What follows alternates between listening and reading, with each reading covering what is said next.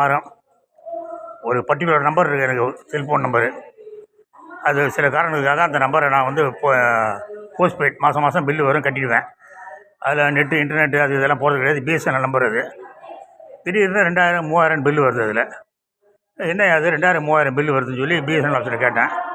அவங்க உடனே print out எடுத்து கொடுத்து நீங்கள் இதுங்களுக்கெல்லாம் ஃபோன் பண்ணியிருக்கீங்களே அப்படின்னாங்க. இல்லைங்க இதில் முக்கால்வாசி நம்பர் எனக்கு தெரியாது, யாரும் மிஸ்யூஸ் பண்ணியிருக்காங்க, நீங்கள் நடவடிக்கை எடுங்கண்ணா. இல்லை சார் நாங்கள்லாம் ஒன்றும் பண்ண முடியாதுன்னாங்க. சார் நாங்கள் ஏற்கனவே சிபிஐயில் அப்போ வெட்டி முடித்தோம்ல, அங்கே போய் புகார் கொடுத்தேன். 2 வருஷம் ஆச்சு, அவனுக்கு ஒன்றும் பண்ணலை. ஒரு 4 நம்பருக்கு ஃபோன் பண்ணி என்ன ஏதுன்னு கேட்டால் போகிறோம் ஏதாவது நடந்திருக்கோம், நடக்கலை.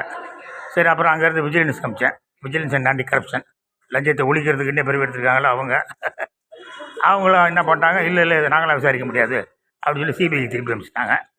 அப்புறமா அதை திருப்பி மயிலாப்பூரில் கொண்டு மயிலாப்பூர் போலீஸ்கிட்ட கொடுத்தேன். மயிலாப்பூர் போலீஸ்லையும் விசாரிக்கல. இப்போ திடீர்னு என்னாச்சுன்னா எனக்கு பாம்பேலேருந்து பேசுகிறோம் அப்படின்னு, பாம்பே ப்ளூ டாட் கம்பெனிலேருந்து பேசுகிறோம், இது கொரியர் கம்பெனிலேருந்து, உங்கள் பேர் என்ன மோகன்ராஜா? ஆமாம். உங்கள் நம்பர் இந்த நம்பரா? ஆமாம்.